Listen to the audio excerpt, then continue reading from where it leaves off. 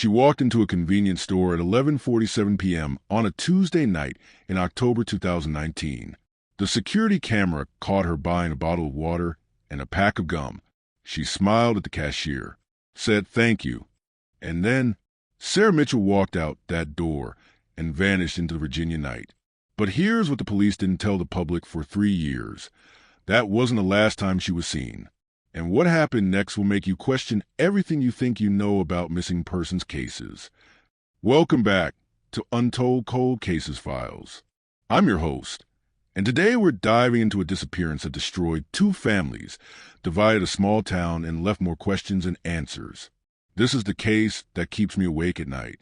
The case where every answer only led to darker questions.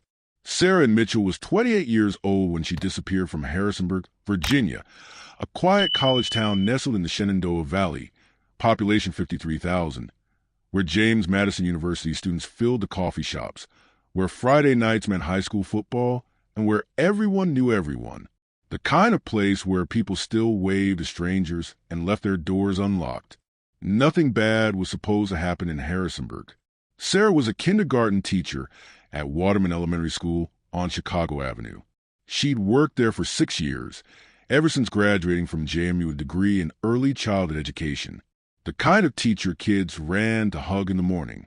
The kind who stayed late to prepare lesson plans, who spent her own money on classroom supplies, who remembered every child's birthday. Parents loved her. Principal Margaret Chin would later tell investigators, Sarah was the heart of our school. She had this gift. She could calm down any upset child, could make learning feel like magic. We all thought she'd be here forever. Sarah lived in a small brick duplex on Mason Street, just a 10-minute walk from the elementary school.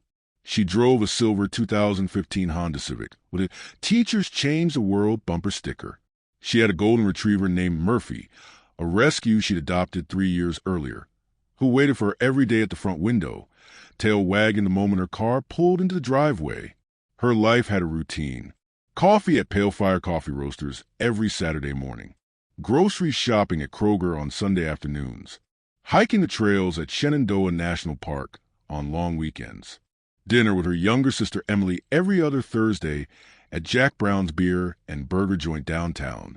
By all accounts, Sarah Mitchell had it together. She didn't drink much, didn't do drugs, had no criminal record, not even a speeding ticket. Her credit was good. Her bills were paid on time. Her social media presence was wholesome. Photos of Murphy, classroom decorations for Halloween, sunset hikes with friends, inspirational teaching quotes. But that's what made her disappearance so absolutely terrifying. It was October 22nd, 2019, a Tuesday. Autumn in Virginia meant cool nights that smelled of wood smoke and damp leaves, temperatures dropping to low 50s. The Blue Ridge Mountains painted in golds and reds. Sarah finished her shift at Waterman Elementary around 4 p.m. She'd spent the day teaching her kindergartners about pumpkins and fall harvest. Her classroom aide, Jennifer Dawson, remembered her seeming distracted that day. She kept checking her phone. Jennifer told police later during her witness interview, like every 10, 15 minutes, like she was waiting for an important message. When I asked if everything was okay, she just gave me this tight smile and said, yeah, just tired. But it didn't feel right. Sarah was never just tired. She was always present with the kids. But that day, her mind was somewhere else. Another colleague, 3rd grade teacher Michael Torres, saw Sarah in the parking lot around 4:15 p.m. She was sitting in her car, not moving, just staring at her phone. I knocked on her window to say goodbye, and she jumped like I'd scared her half to death. She rolled down the window, apologized, said she'd been spacing out. But she looked, I don't know, worried, scared. I asked if she needed to talk. She said no, everything was fine, and drove off. Sarah went home to her duplex. Her next-door neighbor, 67-year-old retired nurse Barbara Kimball, saw her arrive around 4:30 p.m. She went inside. I heard her talking to Murphy. You know, the way pet owners do, everything seemed normal. Sarah fed Murphy his dinner. Purina Pro Plan, the salmon formula he loved. She changed out of her teaching clothes, navy slacks and a cream cardigan, into dark jeans and a gray cable knit sweater. She made herself a simple dinner, a turkey sandwich and an apple based on the dirty plate, an apple core investigators later found in her sink. At 7:30 p.m., she texted her younger sister, Emily Mitchell Reeves, who lived 30 minutes away in Charlottesville with her husband and 2 young children. The text read, "Love you. Talk tomorrow." Emily Mitchell Reeves, 26 at the time, would later say in a tearful interview that this text haunted her more than anything else. Sarah texted me all the time. Random things. Funny memes. Pictures of Murphy. But this text was different. Just 3 words. Love you. Talk tomorrow. It felt final, like she was saying goodbye. But I didn't think anything of it at the time. I texted back a heart emoji and went about my evening. I was giving my kids a bath, making lunches for the next day, living my normal life while my sister... She couldn't finish the sentence. Between 7:30 p.m. and 10:58 p.m., Sarah Mitchell's movements remain a mystery. Her phone records show she made no calls. She sent no additional texts. She didn't browse social media. Her laptop showed no activity. Her neighbors heard nothing unusual. It's as if Sarah Mitchell spent those 3.5 hours frozen in time, waiting for something. And then at 10:58 p.m., surveillance footage from her own doorbell camera, a Ring device she'd installed 6 months earlier after a string of package thefts in the neighborhood, captured her leaving her house.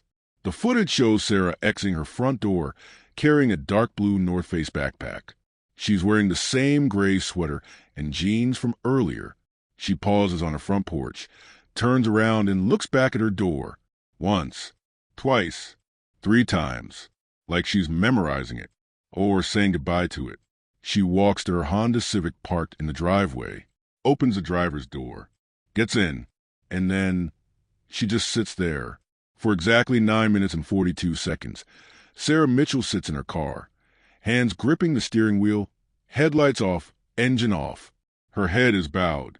From the angle of the doorbell camera, it's impossible to see her face clearly, but her body language screams distress. At one point, around minute 7, her shoulders shake, like she's crying. Then, at 11:07 p.m., she starts the engine, the headlights come on, and she drives away. Neighbor Patricia Hollis, who lived 2 doors down at 847 Mason Street, was outside at that moment letting her cat in for the night. She would later tell police, "I saw Sarah's car pull out. It was late, which was unusual. Sarah wasn't a night person, and I remember thinking she was driving kind of fast. Not reckless, but purposeful, like she was in a hurry or scared." Around 11:45 p.m., Sarah drove to the Quick Stop convenience store on South Main Street, a 24-hour gas station and mini-mart about 3 miles from her home. The security footage from inside the store has become one of the most analyzed pieces of evidence in this case. The timestamp reads 11:47 and 18 seconds p.m. when Sarah walks through the automatic doors. She's wearing the same gray sweater, jeans, and white sneakers. The blue backpack is slung over her right shoulder.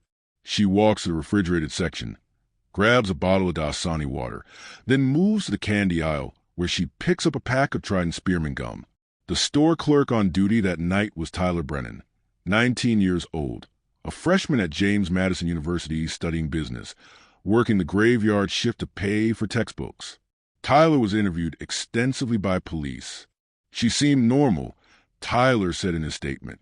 Maybe a little quiet, but normal. She didn't look scared or anything. She put the water and gum on the counter, paid with a $5 bill, took her change. I said, "Have a good night." And she said, "Thanks, you too." That was it. She walked out. But when investigators showed Tyler the footage in slow motion, he noticed something he'd missed in real time. Oh, yeah. See there? When she's waiting at the counter, she keeps looking over her shoulder, like checking to see if someone's behind her. And when she takes her change, her hands are shaking a little. Sarah left the Quick Stop at 11:48 and 53 seconds p.m. The exterior cameras show her walking to her silver Honda Civic, getting in and driving south on Main Street. That was the last confirmed sighting of Sarah Mitchell. Her car was found the next morning, Wednesday, October 23rd, 2019 at 6:47 a.m. in the parking lot of Eda J. Carrier Arboretum, a 125-acre nature preserve owned by James Madison University, about 4 miles east of convenience store. A JMU grounds maintenance worker named Carlos Mendez discovered the vehicle. The driver's door was standing wide open. The keys were still in the ignition, turned to the on position, though the engine had long since died. Sarah's iPhone 8 sat on the passenger seat, battery completely drained. The bottle of Dasani water she just purchased sat unopened in the cup holder, condensation still beating on the plastic. The pack of Trident gum was on the dashboard, unopened. But Sarah Mitchell? Gone. The blue North Face backpack she'd been carrying was nowhere to be found. Neither were her wallet or car keys. Though strangely, the car key itself was still in the ignition, meaning she removed the house key and other keys from the ring, but left the car key behind. There were no signs of a struggle. No blood. No torn fabric. No scuff marks in the gravel parking lot. The car's interior was clean. Forensics found only Sarah's fingerprints, Murphy's dog hair on the seats, and nothing out of place. It was as if Sarah Mitchell had simply evaporated into the early morning darkness. Before we go any further, if cases like this grip you the way they grip me, do me a favor and hit that like button right now. It tells YouTube to share this story with more people who care about finding answers for the forgotten. Because what I'm about to tell you about the first 3 weeks of this investigation will show you just how quickly a missing person case can go from routine to absolutely baffling. And trust me, you'll want to stay for what the police found 3 weeks later. It changed everything. The Harrisonburg Police Department received the initial missing person report at 8:23 a.m. on October 23rd from Sarah's principal, Margaret Chun. Sarah hadn't shown up for school. No call, no text, completely unlike her. Calls to her cell went straight to voicemail. When the school contacted Emily as Sarah's emergency contact, Emily drove straight to Sarah's duplex and found Murphy alone, barking frantically, unfed, needing to go outside. I knew immediately something was wrong, Emily would later say. Sarah would never leave Murphy alone overnight. Never. She loved that dog more than anything. The case was assigned to Detective Marcus Freeman, a 15-year veteran of the Harrisonburg PD with a reputation for being thorough, methodical, and emotionally guarded. Freeman was 43 years old, divorced, no kids, and had worked dozens of missing persons cases over his career. He'd seen too many bad endings to let hope cloud his judgment. The first 48 hours are critical in any disappearance, Freeman explained in a 2020 documentary about the case. Most missing persons are found in that window, voluntarily or otherwise. After 48 hours, the statistics get grim. After 72 hours, you're usually searching for a body, not a person. Freeman immediately organized search parties. Within hours, over 200 volunteers, JMU students, teachers from Waterman Elementary, members of Sarah's church, neighbors, complete strangers, descended on the Eda J. Carrier Arboretum. They combed through the 125 acres of forest trails, meadows, and wetlands.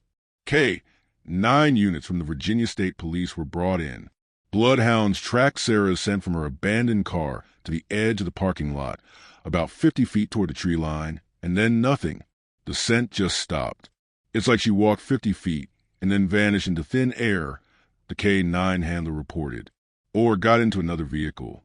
Helicopters with thermal imaging cameras flew over the arboretum. Dive teams searched the small pond on the property. Forensic teams processed Sarah's car for evidence. The FBI's Child Abduction Rapid Deployment CARD team was consulted, though Sarah was 28 and didn't technically fall under their jurisdiction. Nothing. No body. No clothing. No signs of Sarah Mitchell anywhere. Emily Mitchell Reeves became the family spokesperson, her face flooding local news stations within 24 hours. Please, if you've seen Sarah, if you know anything, call the police tip line. She's 5 feet 6 inches, 130 pounds, brown hair, hazel eyes. She was last seen wearing a gray sweater and jeans. She's kind. She's gentle. She has a family who loves her. Someone out there knows something. Please come forward. The story went regional, then national. Disappeared on Investigation Discovery, expressed interest. Nancy Grace covered it on her show. Facebook groups dedicated to finding Sarah sprouted up overnight, eventually accumulating over 50,000 members. Tips poured in, hundreds of them. Sarah had been seen hitchhiking on I-81 towards Charlottesville. Sarah had been spotted at a Walmart in Staunton buying hair dye. A woman swore the person was wearing the same gray sweater. Sarah had run away to start a new life in Florida. Sarah had been abducted by a long-haul trucker passing through Virginia on the interstate. Sarah was being held captive in an abandoned farmhouse in West Virginia.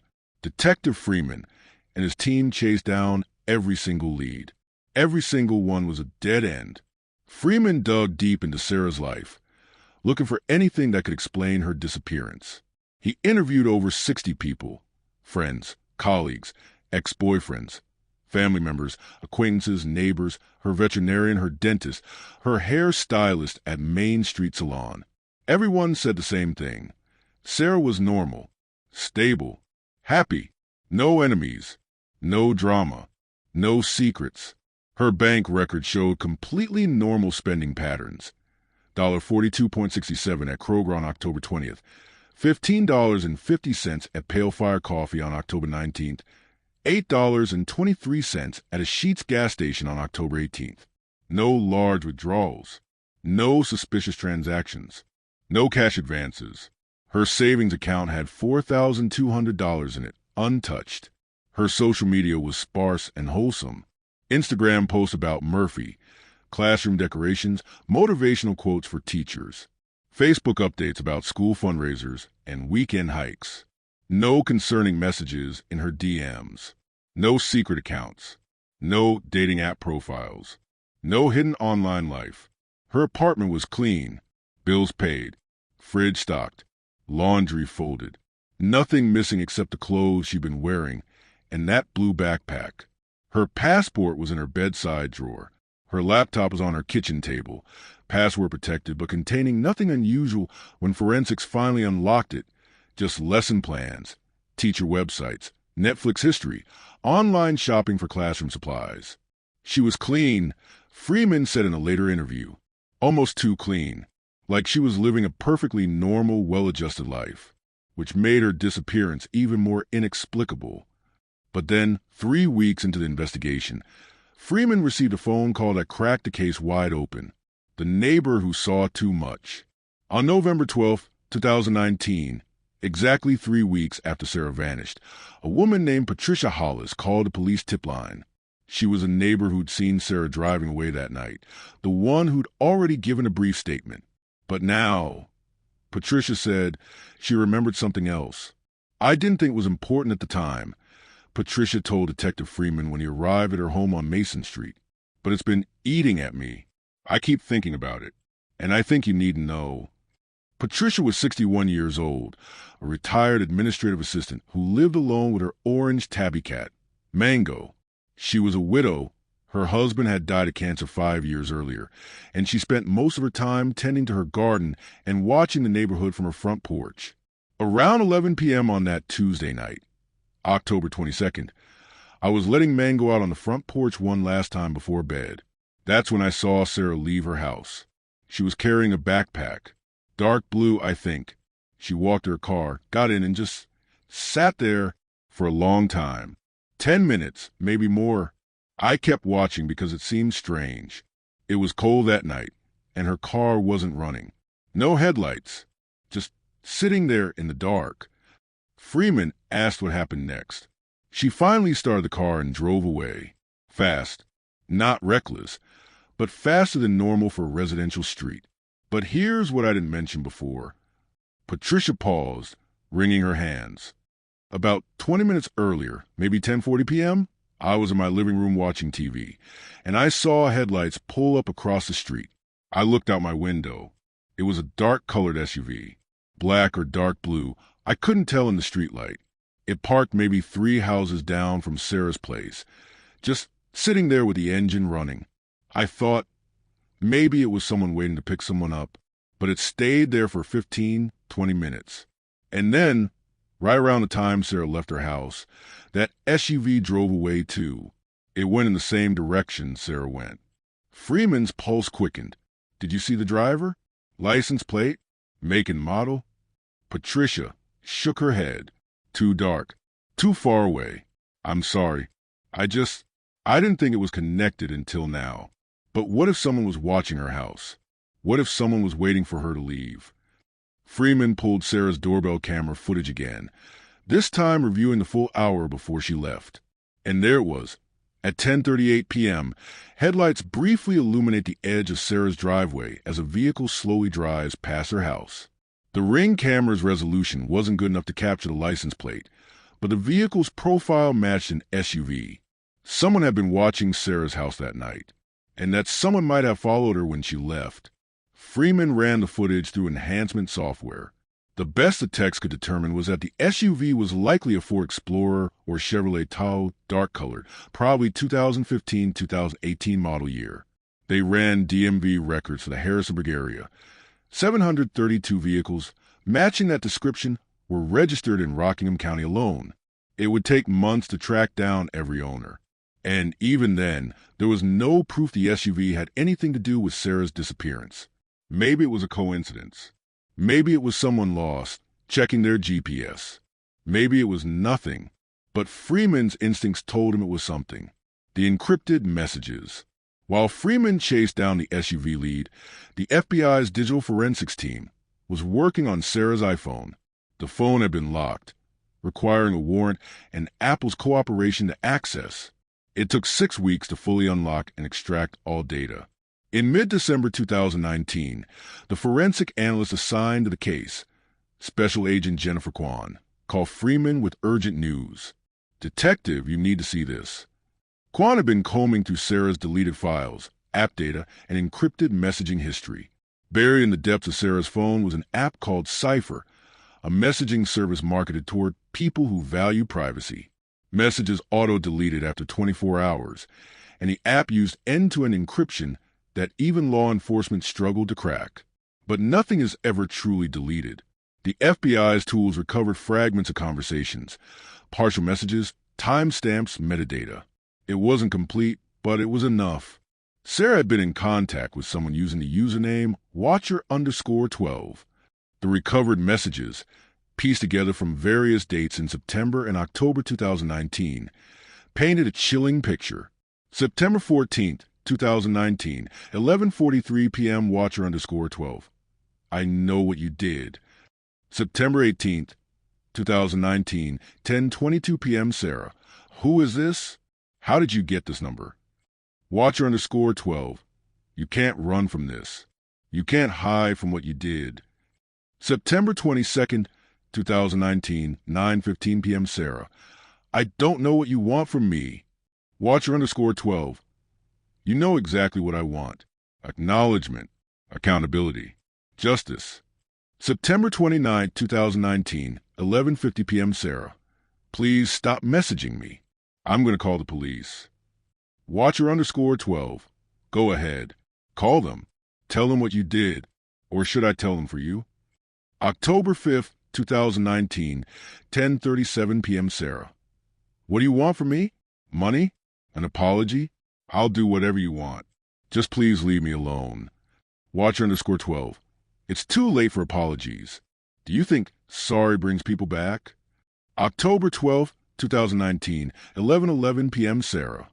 Please. I made a mistake. I'm sorry. I think about it every single day. Watcher_12. Do you? Do you really? Or do you just go on living your perfect little life while others suffer? October 18th, 2019, 10:55 p.m. Watcher_12. You owe a debt, and I'm here to collect. Sarah, tell me what you want. Please. Watcher_12. I want you to feel what we felt. I want you to lose everything. October 22nd, 2019, 10:43 p.m. Watcher_12. Tonight. Midnight. Reddish Knob Overlook. Come alone. Bring what you took from us. If you don't come, everyone will know what you did. Your family. Your job. Everyone. Sarah, I'll be there. Please don't hurt me. Watcher_12. Just come alone. That was the last message. Sent at 10:43 p.m. on October 22nd, 2019, exactly 15 minutes before Sarah left her house with that backpack. Detective Freeman's theory shifted entirely. Sarah hadn't been randomly abducted. She hadn't run away. She'd gone to meet someone. Someone who was threatening her. Someone who knew something about her past. Something dark enough to make Sarah comply with their demands. But what had Sarah done? What was Watcher_12 talking about? The FBI worked to trace Watcher_12's digital footprint.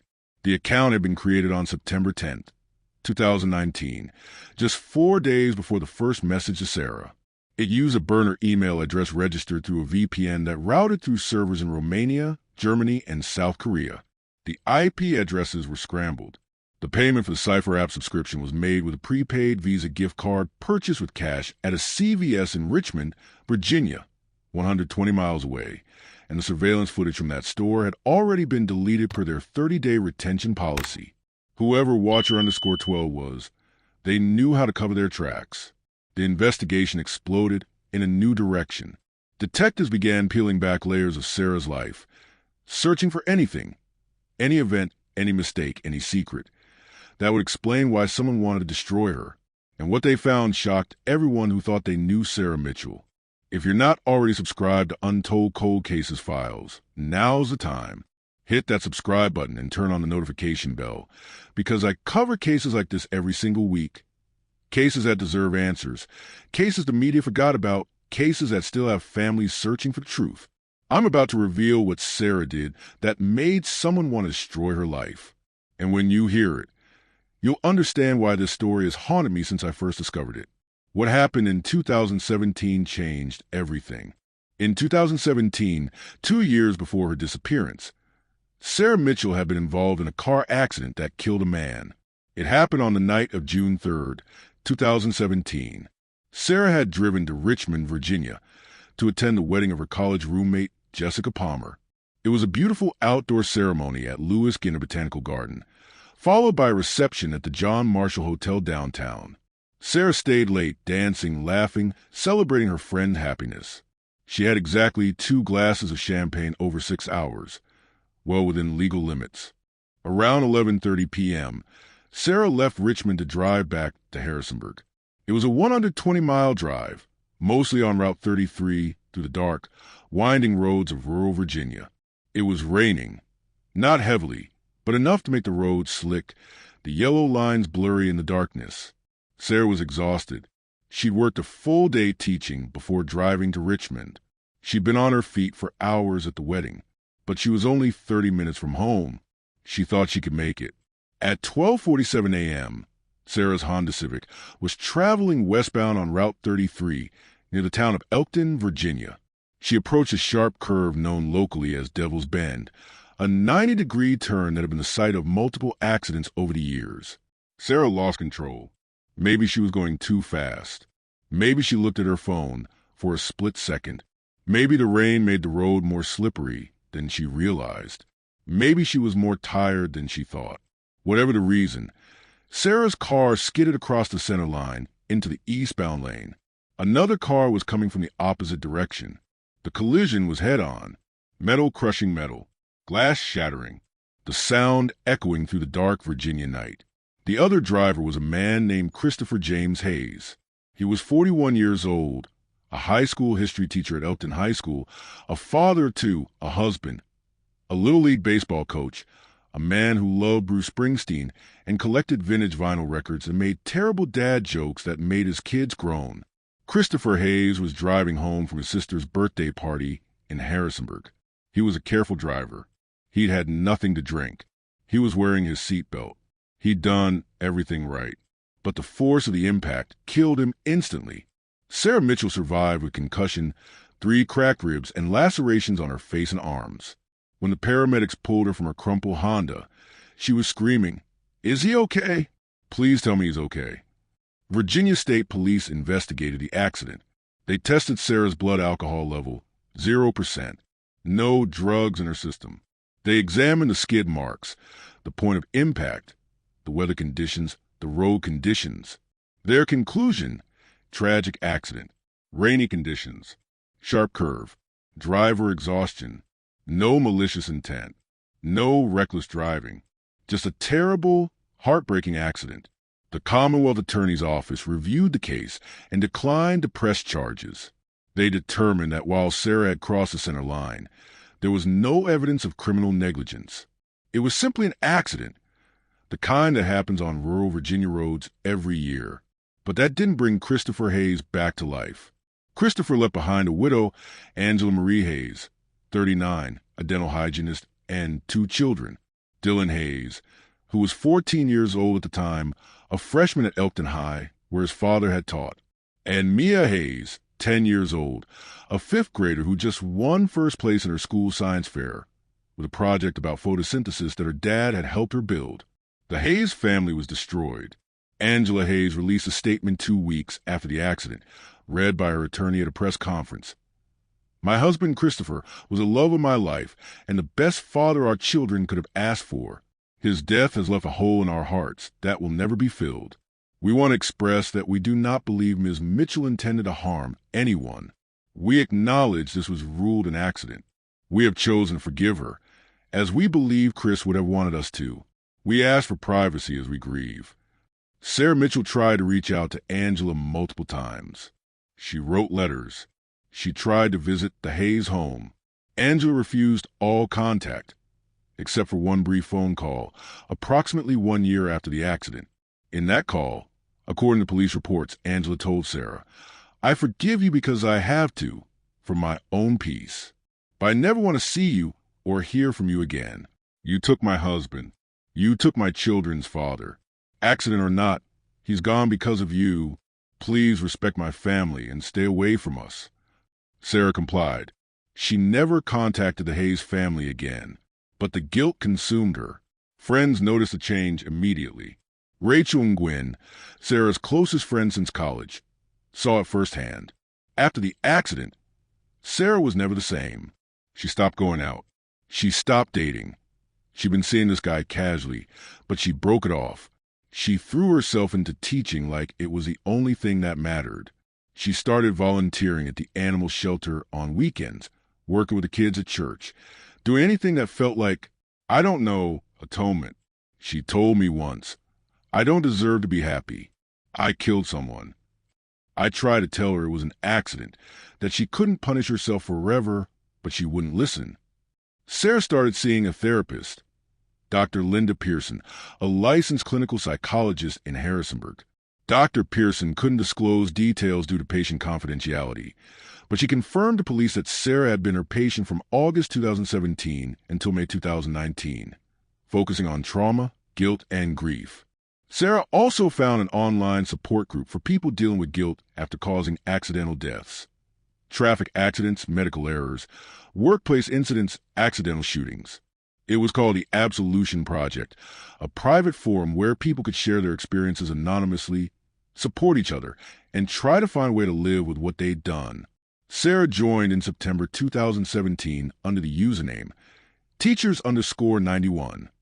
She posted regularly, talking about her guilt, her nightmares, her therapy, her struggle to move forward.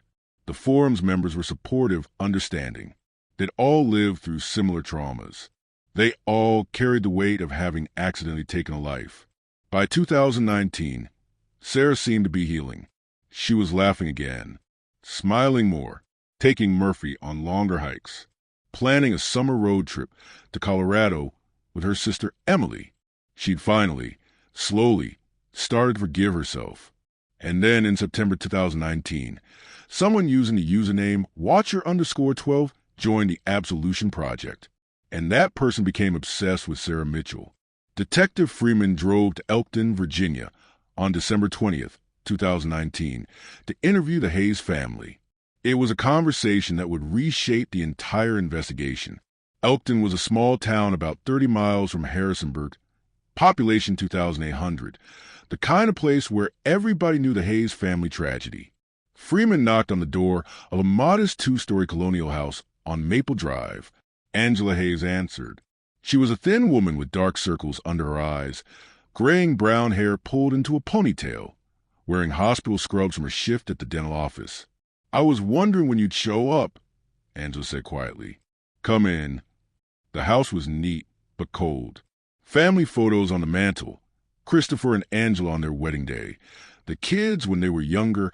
A Christmas portrait from what must have been the last holiday Christopher was alive. Dylan and Mia were at school. Freeman explained why he was there. Sarah Mitchell's disappearance. The encrypted messages. The threats. The possibility that someone connected to Christopher's death might be involved. Angela's face remained neutral. Sarah Mitchell disappeared? Yes, ma'am. October 22nd. And you think someone in my family is responsible? I'm not accusing anyone, Mrs. Hayes. I'm just following every lead. Angela was silent for a long moment. Then she said, I told the media I forgave her. I said all the right things because that's what people wanted to hear. That's what Chris would have wanted. But forgiving someone doesn't mean you forget what they took from you. Did you ever contact Sarah after the accident? Once. About a year after Chris died. I called her, told her I forgave her, but never wanted to see her again. She respected that. And you never reached out to her again? No messages? No phone calls? No. What about your children? Did they ever try to contact her? Angela's jaw tightened. Dylan was 14 when his father died. Mia was 10. They were devastated. Are still devastated. But they're good kids. They didn't do anything to Sarah Mitchell. What about other family members? Christopher's siblings. Chris had 2 siblings. His sister Meredith and his brother Kyle. Well, Kyle's not a blood sibling. He's my brother. But Chris and Kyle were close. Freeman's ears perked up. Tell me about Kyle. Angela hesitated. Kyle took Chris's death hard. Really hard. He and Chris were like brothers. Went to every Redskins game together. Went fishing every summer. Kyle was angry after the accident. Angry that Sarah wasn't charged. Angry that she got to walk away. I told him to let it go. That anger wouldn't bring Chris back. But Kyle has always been intense. Intense how? He has a temper. Always has. Got into fights in high school. A few run-ins with the law. Bar fights. One assault charge that got dropped. Some stalking accusations from an ex-girlfriend years ago. But he's not a bad person. He's just passionate. Freeman wrote down the name. Kyle Brennan. Where does Kyle live? Staunton. Works construction. Staunton. 30 miles from Harrisonburg. The same town where CVS sold a prepaid Visa gift card that might have been used to set up Watcher_12's account. Freeman asked, Did Kyle ever mention Sarah Mitchell? Angela looked away. He said things. In the months after Chris died, about wanting justice, about Sarah deserving to pay. But Kyle wouldn't hurt anyone. Freeman wasn't so sure. He brought Kyle Brennan in for questioning 2 days later. Kyle was 34 years old, 6'2", muscular build from years of construction work, a beard that hadn't been trimmed in weeks, tattoos covering both arms, an American flag, a compass, the dates of Christopher's birth and death inked in Roman numerals. He sat across from Freeman in the interrogation room at Harrisonburg Police Department, arms crossed, suspicious. I didn't do anything to her, Kyle said before Freeman even asked a question. I haven't accused you of anything yet, but you're going to, because I'm the angry brother-in-law with a record. I know how this works. Freeman pulled out his notes. Did you know Sarah Mitchell? Never met her, but you knew who she was. Yeah, hard to forget the woman who killed your brother-in-law. Did you ever contact her? No. Never? Not once. Kyle shifted in his chair. I drove by her house once. Maybe October, couple weeks before she went missing. I wanted to see where she lived. Wanted to see if she was living her happy life while Chris was dead. But I didn't talk to her. Didn't get out of my truck. Just drove by and left. What kind of truck?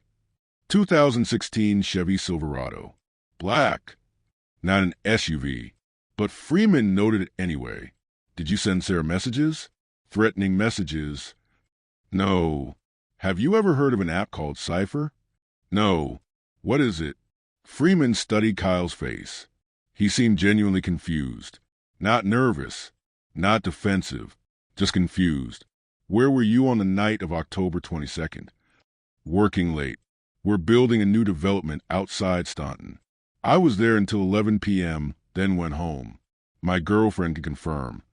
Freeman checked. Kyle's girlfriend, Melissa Torres, confirmed the alibi. So did Kyle's boss and two co-workers who were on site that night. Freeman pulled phone records. Kyle's cell phone pinged off towers in Staunton all night. He wasn't in Harrisonburg. But just because Kyle didn't physically take Sarah didn't mean he wasn't involved. Freeman asked, "Do you know anyone who want to hurt Sarah Mitchell?" Kyle laughed bitterly. "Besides me? No, but I didn't hurt her. Angela told me to let it go.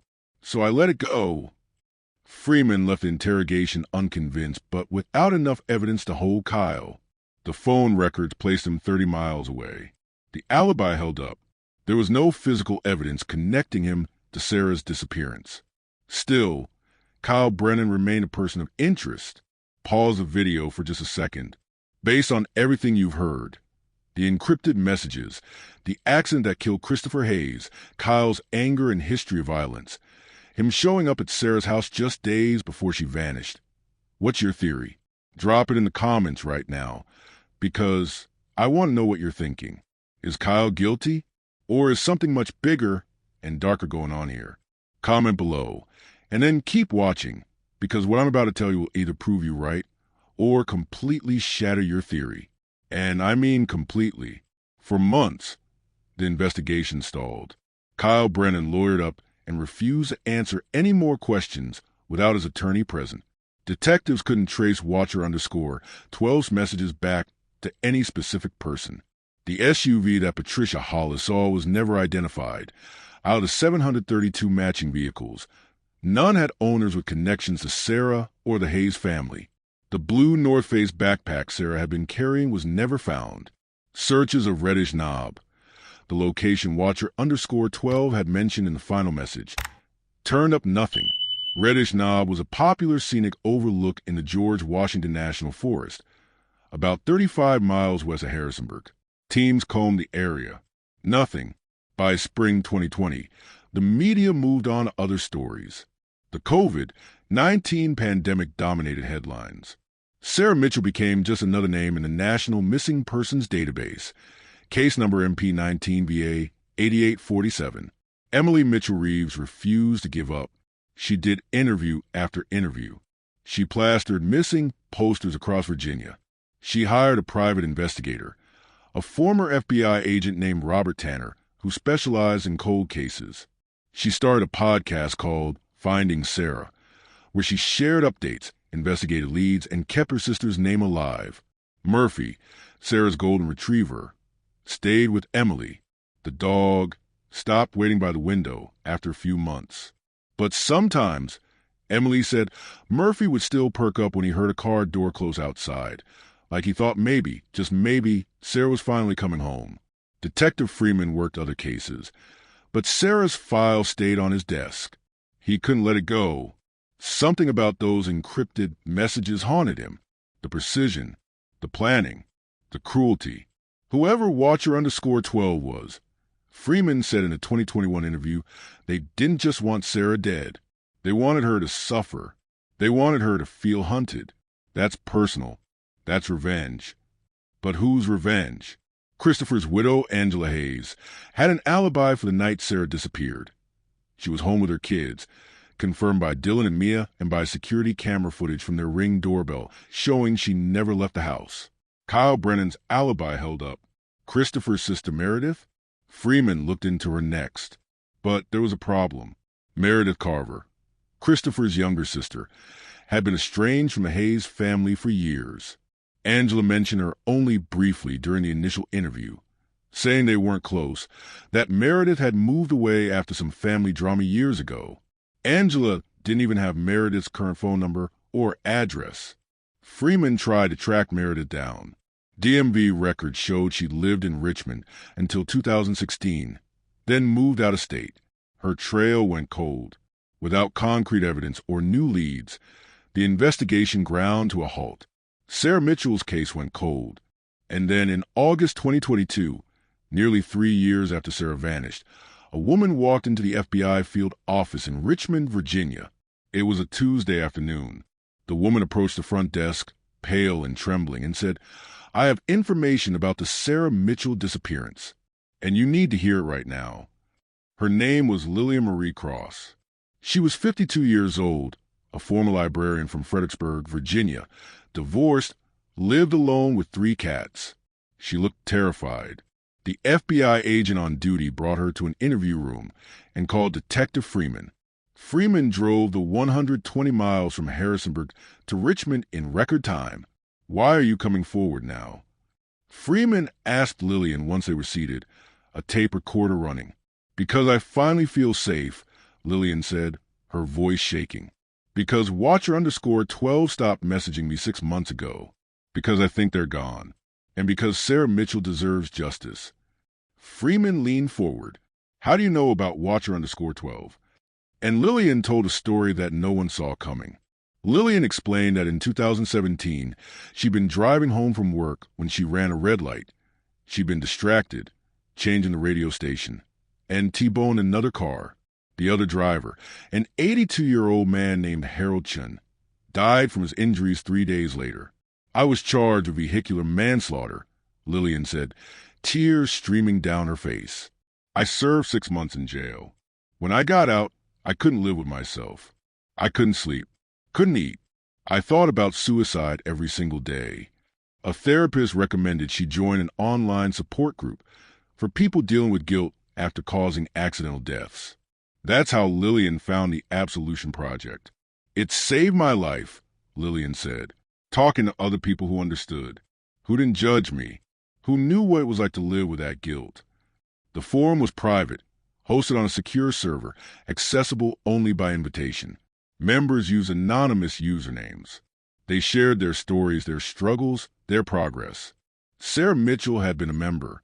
Username, Teachers_91. Sarah was one of the most active members, Lillian recalled. She posted every few weeks about her accident, her guilt, her therapy.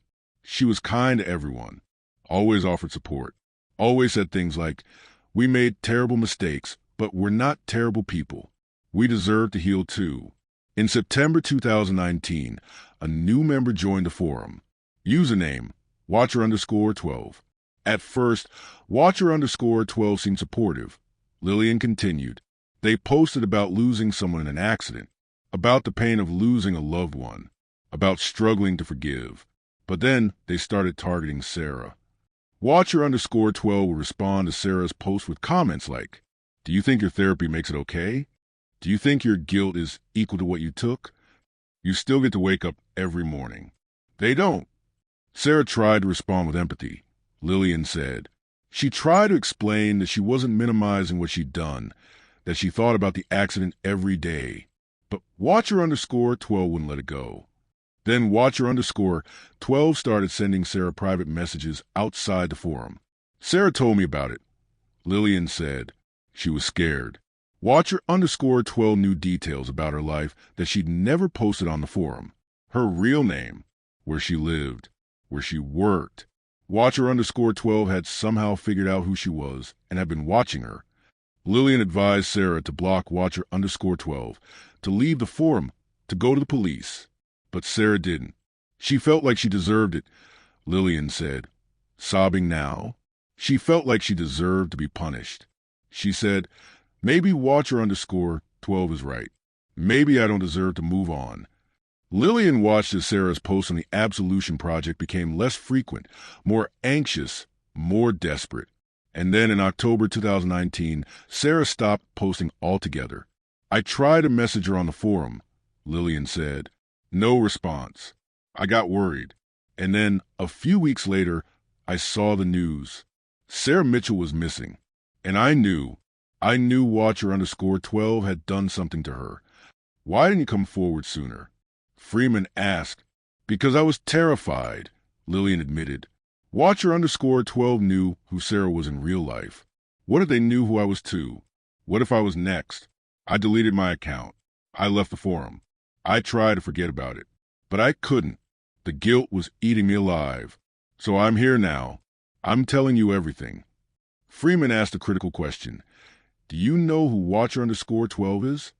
No, Lillian said, but I saved some of the forum posts before I deleted my account. I have screenshots.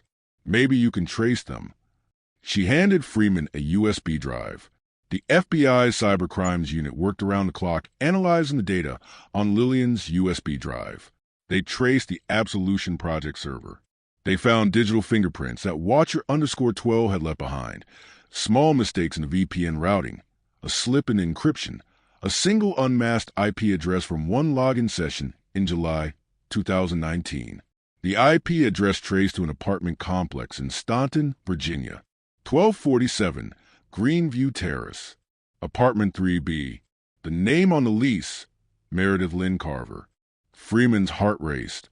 Meredith Carver, Christopher Hayes' younger sister, the one who'd been estranged from a family, the one who disappeared from Freeman's radar because she seemed uninvolved.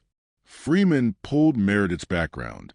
Born October 15, 1983, age 36 at the time of Sarah's disappearance. She'd grown up in Elkton with her older brother Christopher and their parents. Graduated from James Madison University in 2005 with a degree in graphic design. Worked remotely for various companies over the years. No criminal record. No history of violence. No red flags whatsoever. But she'd been estranged from her family since 2015 after a vague falling out that no one in the Hayes family wanted to discuss. Freeman obtained a warrant. On September 3, 2022, FBI agents and Harrisonburg police surrounded the apartment building in Staunton. They knocked on the door of apartment 3B. No answer. They knocked again, announced themselves. Nothing. They breached the door. The apartment was empty, not just vacant. Cleared out. No furniture. No clothes. No personal belongings. The walls were bare. The closets empty.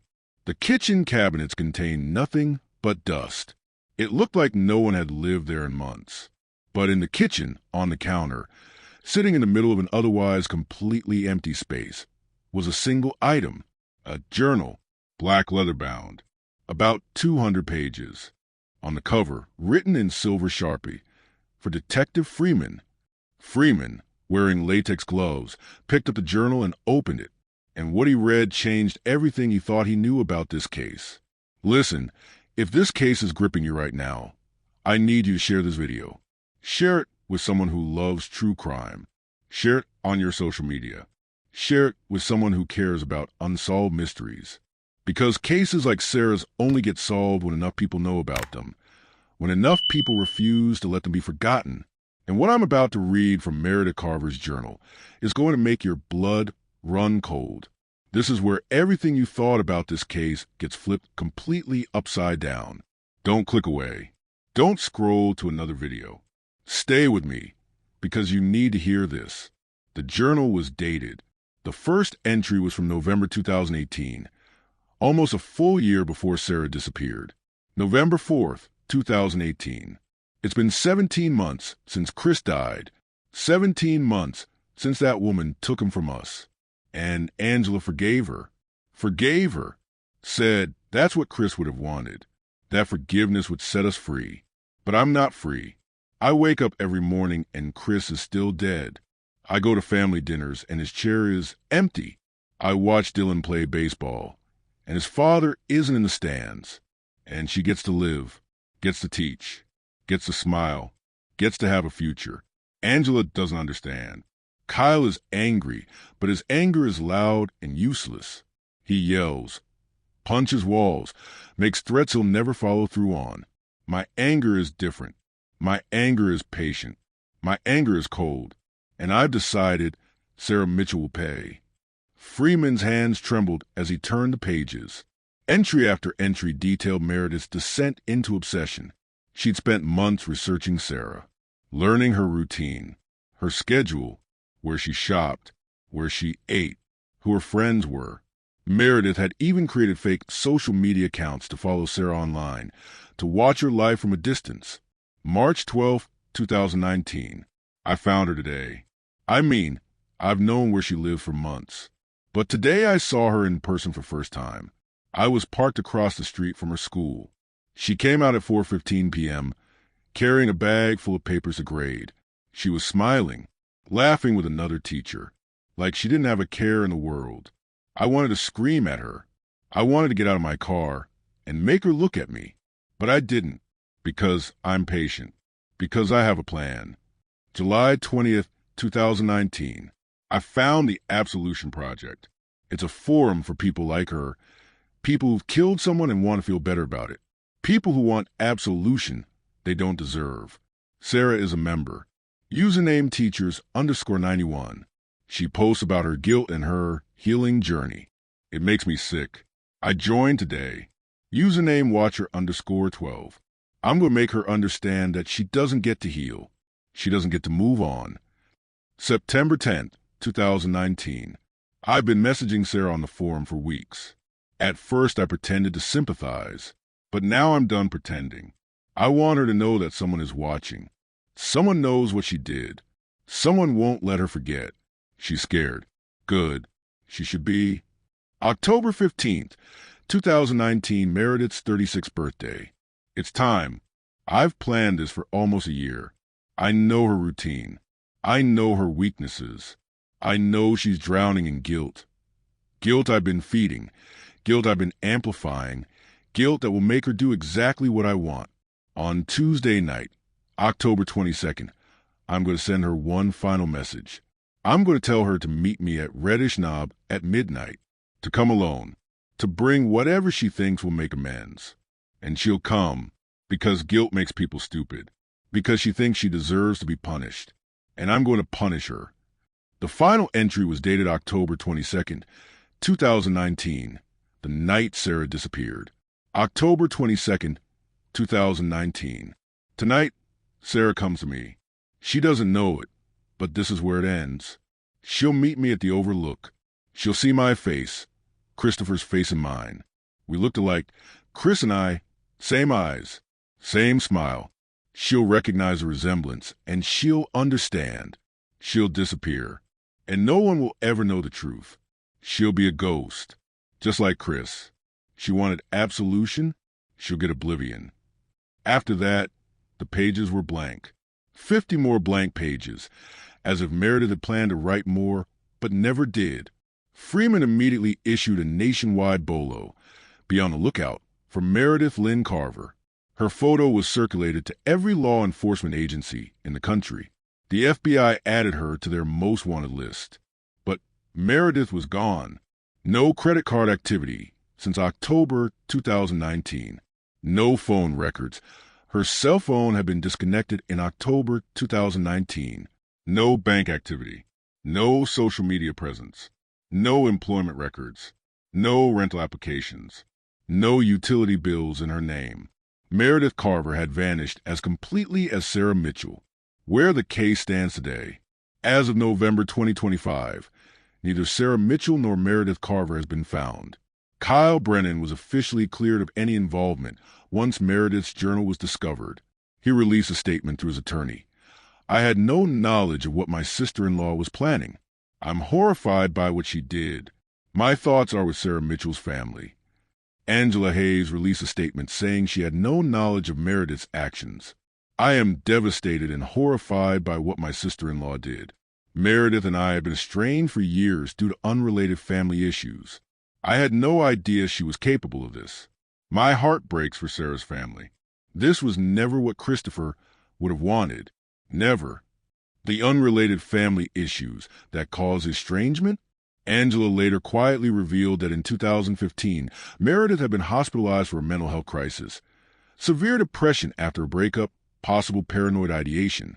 The family had urged her to continue treatment. She refused and cut off contact with everyone except Christopher.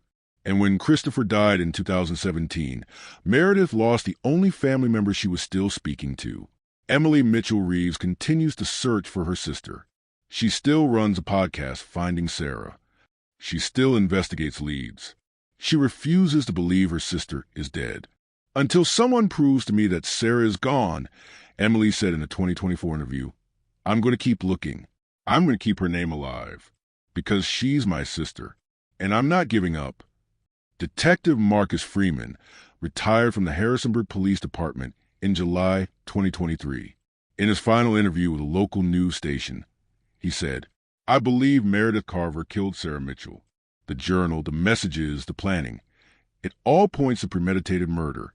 But without a body, without a witness, without Meredith herself, we may never know for sure what happened that night at Reddish Knob.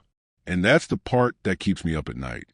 Not just that Sarah's gone, but that the truth might be gone with her."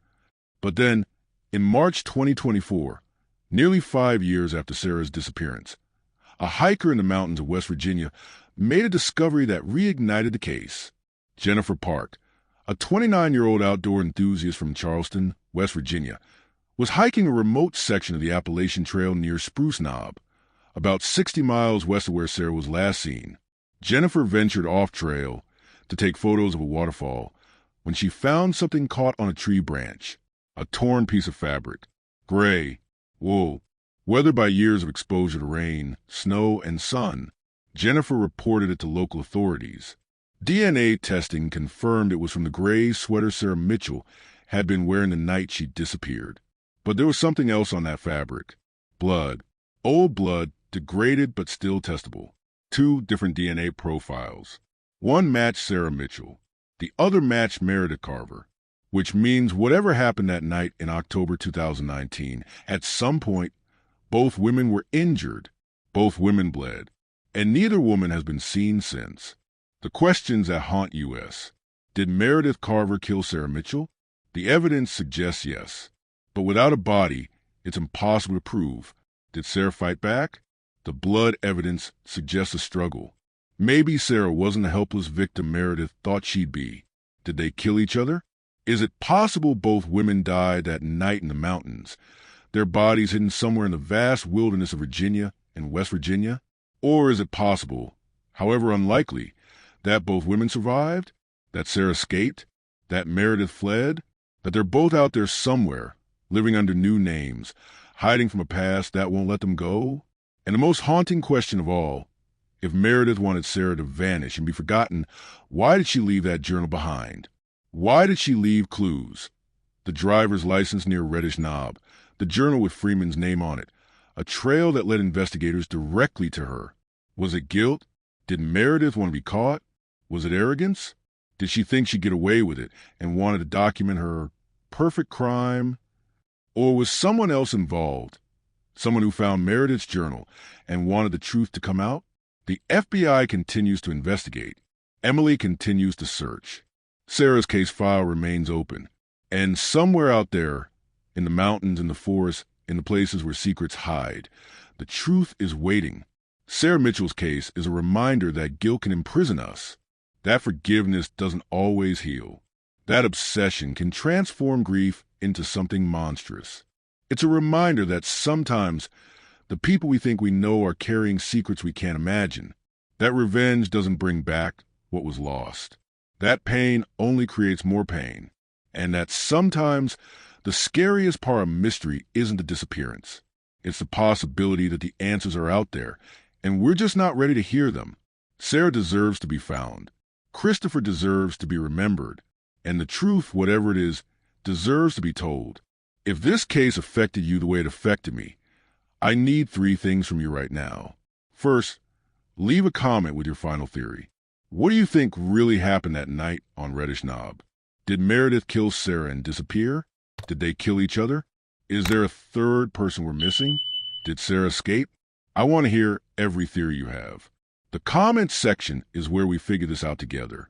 Second, if you haven't already, subscribe to Untold Cold Cases Files and hit that notification bell. I bring you deep dives like this every single week. Cases that deserve to be remembered, families that deserve answers, mysteries that refuse to stay buried. These cases need voices, and I need you to be part of that voice. And third, hit the like button and share this video everywhere. Sarah's sister Emily is still searching, still hoping, still believing that someone, somewhere, saw something that could finally bring her sister home. The more people who see this story, the better the chance that someone out there has the missing piece. Share it on Facebook. Share it on Reddit. Share it with your true crime group chats. Let's keep Sarah's story alive. Let's make sure these untold cases don't stay untold. Because every missing person is someone's daughter, someone's sister, someone's friend. They deserve to be remembered.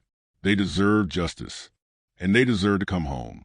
This is Untold Cold Cases Files, where we never stop searching for the truth, where we never forget the forgotten, where every story matters.